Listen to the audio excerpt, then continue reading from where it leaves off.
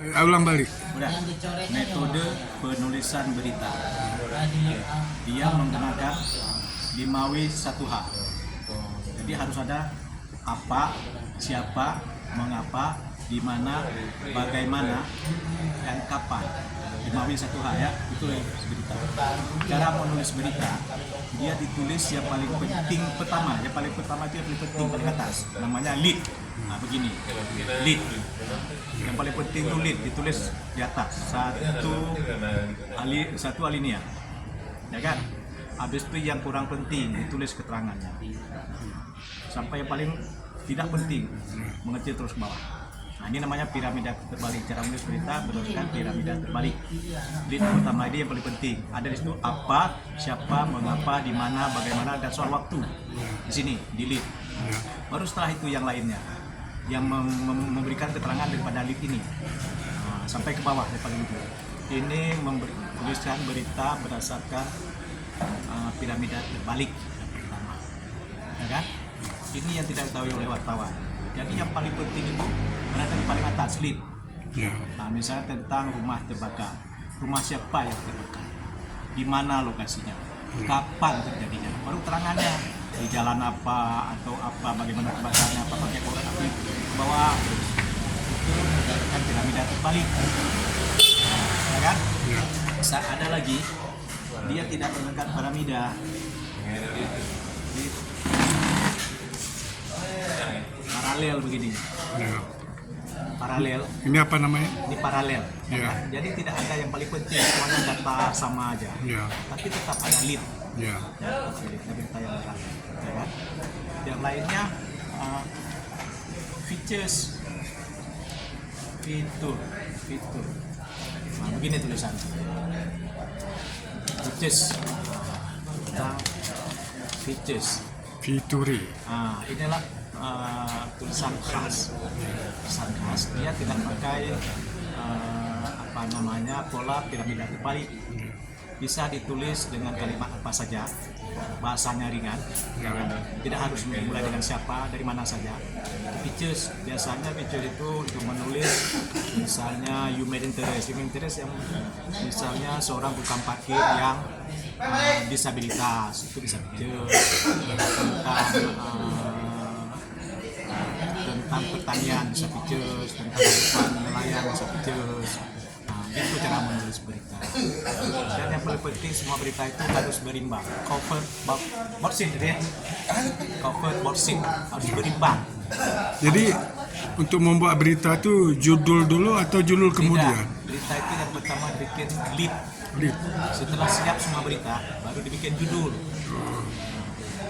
Dan yang paling penting, bikin berita itu harus covered board jangan salah, harus berimbang dia. Kalau ada wawancara narasumber, harus juga ada wawancara orang yang dimasukkan oleh berita itu, lengkap. Itu seorang wartawan dia harus mengutamakan independensi, tidak boleh menulis berita berdasarkan pesanan orang lain. Itu aja dulu. Ada pesan lain, Pak? Pesannya supaya wartawan independen. Apa itu independen? Ya kan? Independen artinya dia tidak terpengaruh oleh sesuatu yang lain, baik oleh sponsor, baik oleh atasan apa. Jadi dia merdeka, independen, dia tidak boleh memihak. Ya, tidak boleh memihak. Itu yang pertama. Yang kedua, wartawan itu harus melakukan kontrol sosial.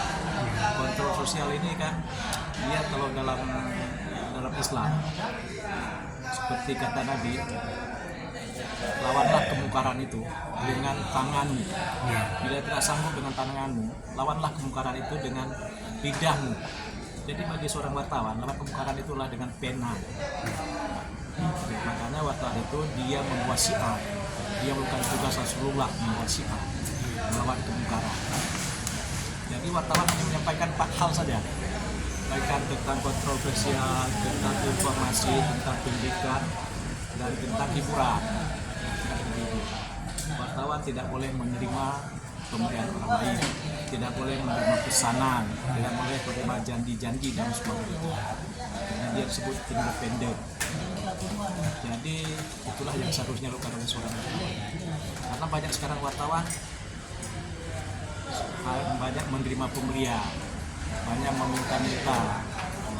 Ada wartawan yang malah ketika wartawan lain sedang menulis berita, menulis kontroversial, dia malah membackingi orang yang sedang melakukan kontroversial oleh seorang wartawan itu. Ada oknum wartawan seperti itu.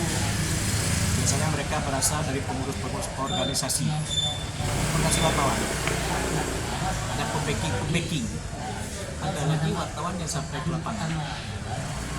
Itu dia hanya mencari-cari kasus, tapi tidak menulisnya.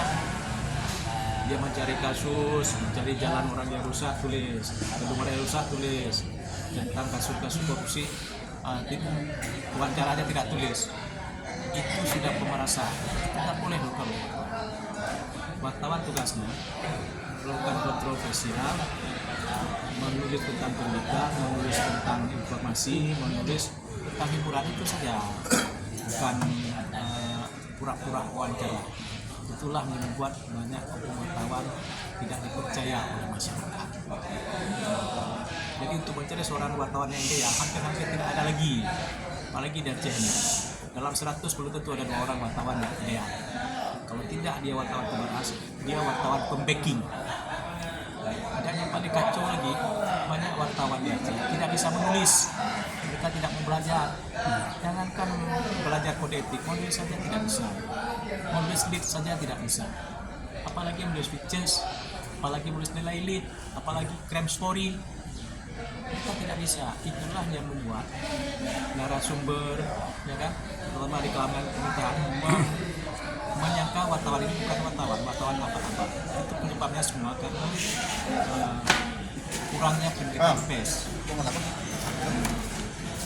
Kurangnya pendidikan pers. Harusnya organisasi wartawan memberikan pendidikan pers kepada wartawan yang lebih baik, supaya wartawan yang memiliki kemampuan yang layak untuk melakukan sebuah karya. Saya kira cukup segitu.